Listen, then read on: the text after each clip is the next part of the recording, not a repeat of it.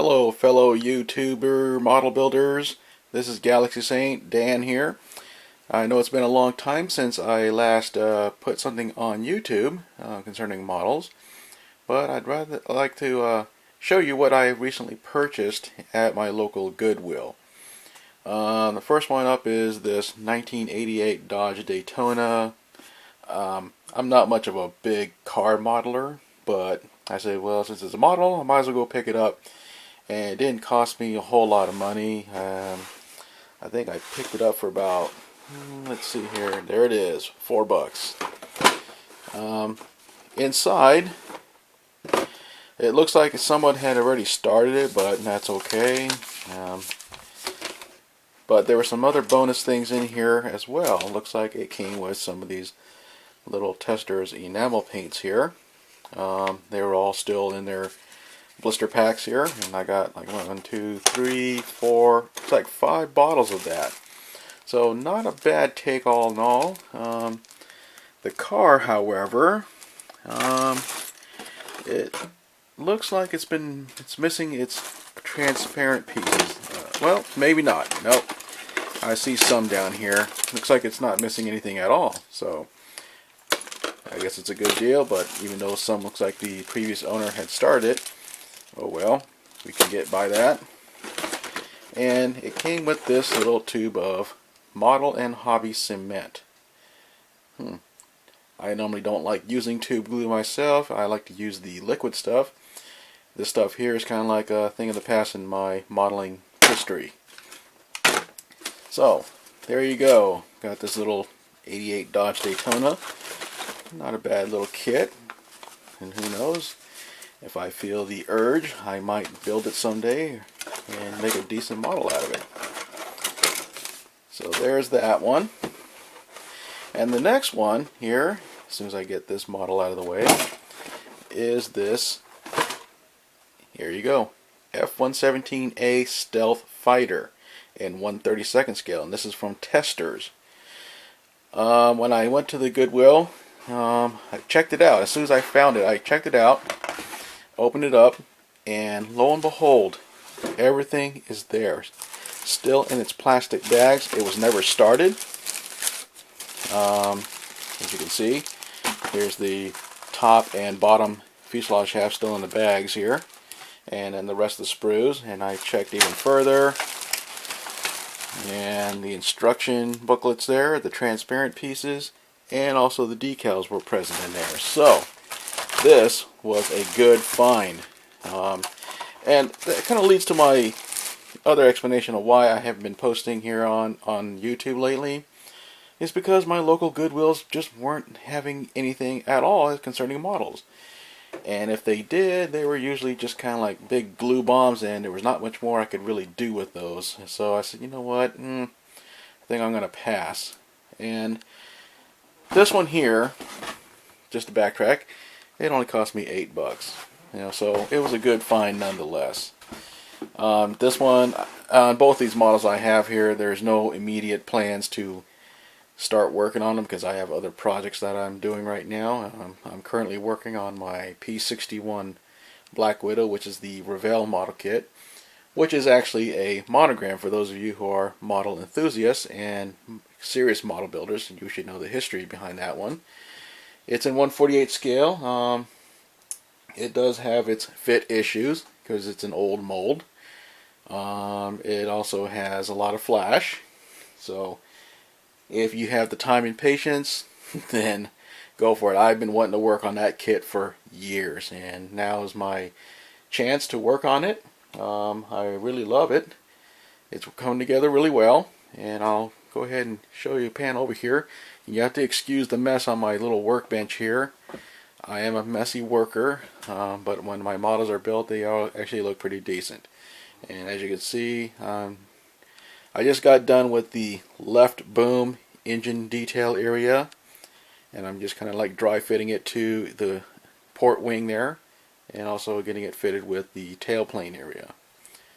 The interior is all done, all put together, fuselage is put together, the right boom is all together and glued to the underside of the starboard wing. So it's coming together really well.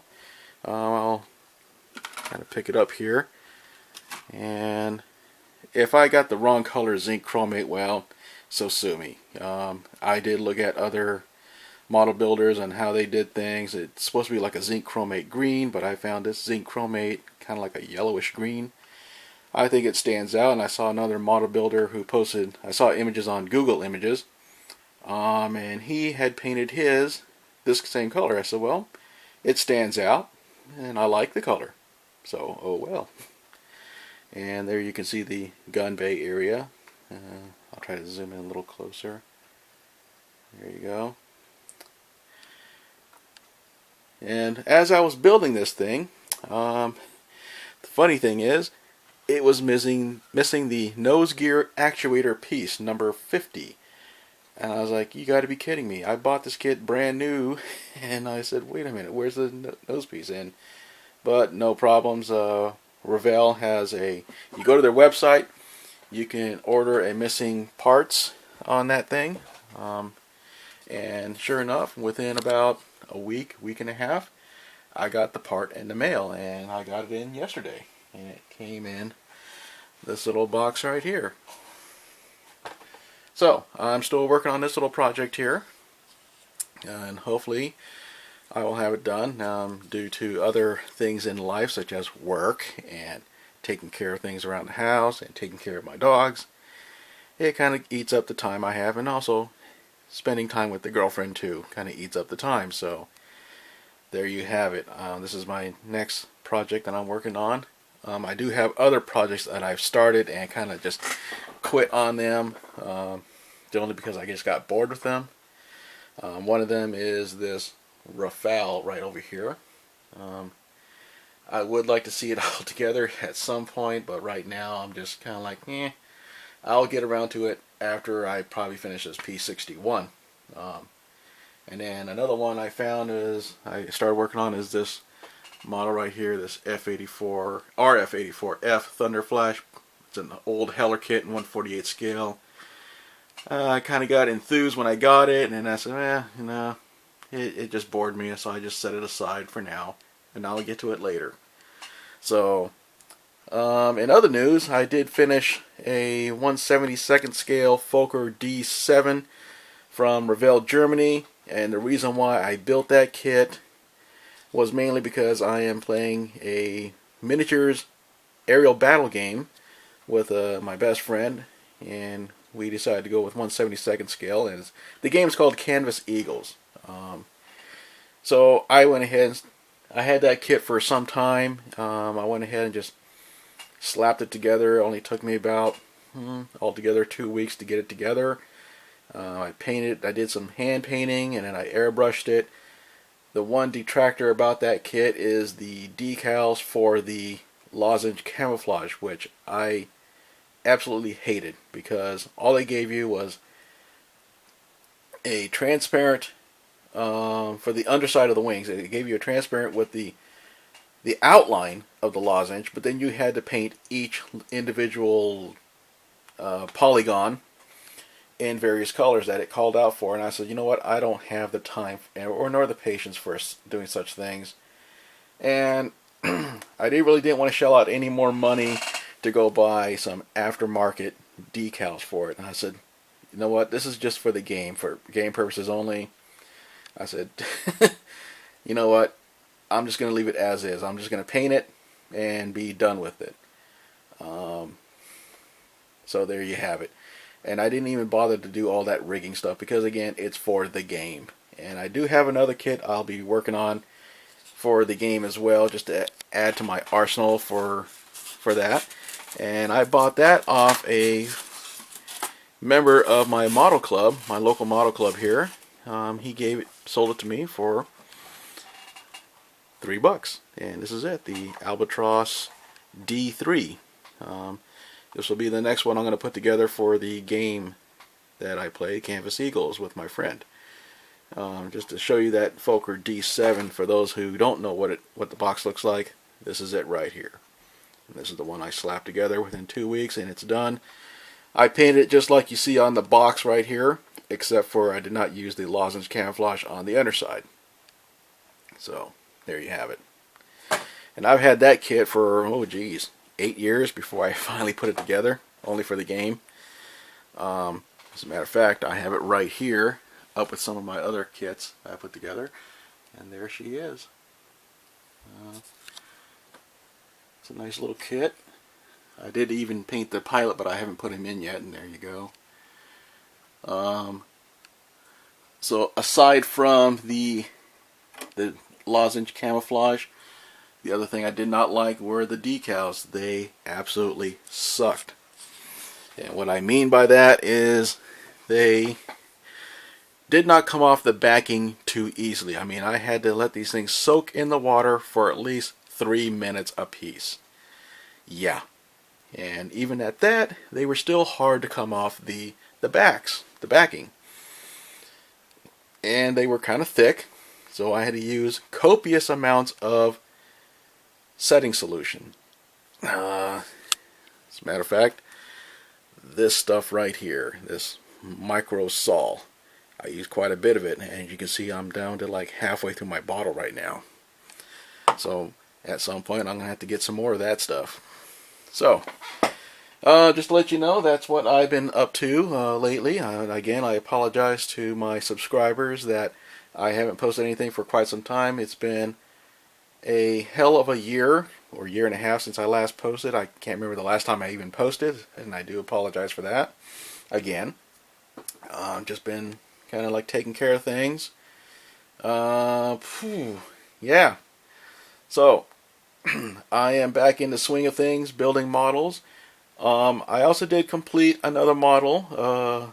It was another Revell model kit, and I actually built the same kit, same type of kit, back when in my teenage years, back in the early 80s, and that was it was the monogram kit, but now it's Revell, the Revell B25J Mitchell, which you can get at, you can currently get that now.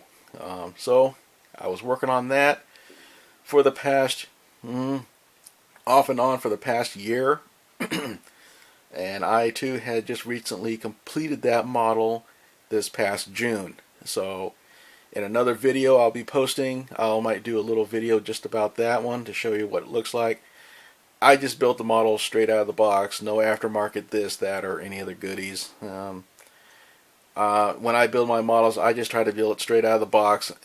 Every now and then I'll try to add some aftermarket stuff, but I just look at that as like extra costs. And if it's just a model that you're going to display on your shelf, I don't enter contests, even though I like to go to them and see what they have and admire what the other model builders are doing, what they have done, just to enter. And also go there. I also go there for the vendors, because this last month I went to the model show and contest right here in McMinnville, Oregon, which was held at the Evergreen Aviation Museum, which was sponsored by the bigger IPMS chapter here in Oregon. Took a lot of pictures of that show, of what was on there, and saw some of the guys that are in my model club, my friends there, and they were there as entrants, as contestants, I should say. Contestants to the show, and they were also vendors as well. So they also cut me some deals on some model kits that I purchased. I got a whole bunch of them, by the way. So it's just adding more to my stash, my haul. A lot of them are good ones. I was really into getting into the old Revell monogram kits, and I'm now starting up to collect the old Matchbox kits from back in the 70s. I remember getting those when I was a kid. My parents would just come and get those and just let me work on those for a little while, in addition to my Revell kits. And I have not had any Matchbox kits in quite a long time, so I picked up 4 of them from the vendors. As a matter of fact, I picked up 2 of them from Peter. He was also in the model club. Nice going there, chap. You supplied me with 2 Matchbox kits. So I got those two from him, and I am not going to build those. Those are just going to go in my personal vintage collection. I'm just going to keep them in the box. I have no intentions at all of building them. Period. I also picked up two more from another vendor there, so those two will also not be built. They're just going to keep them in the box, part of my vintage collection. But everything else in my my stash, is up for fair game to be built. So there you go. So, thanks for watching. I hope to have more subscribers to my channel, even though I'm kind of like a slow builder here at times. But I still am a big time model builder, or I should say I'm an assembler. I don't consider myself a professional model builder. I pretty much just assemble them. But I do take the time and effort to at least sand out the seam lines, fill in the gaps with putty wherever they may be, and I do airbrush my models. I mainly use acrylics when I airbrush. I got tired of smelling enamels after so many years of that, and I said, no, not anymore.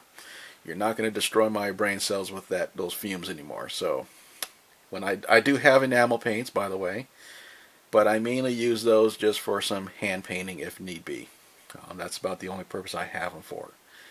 I find that acrylics are far easier to airbrush with, they're easier to clean up, and you don't have the god-awful fume smell to deal with. So there you have it, and again, thanks for watching, and I'll be sure to post more videos in the future. Thanks again. Bye-bye.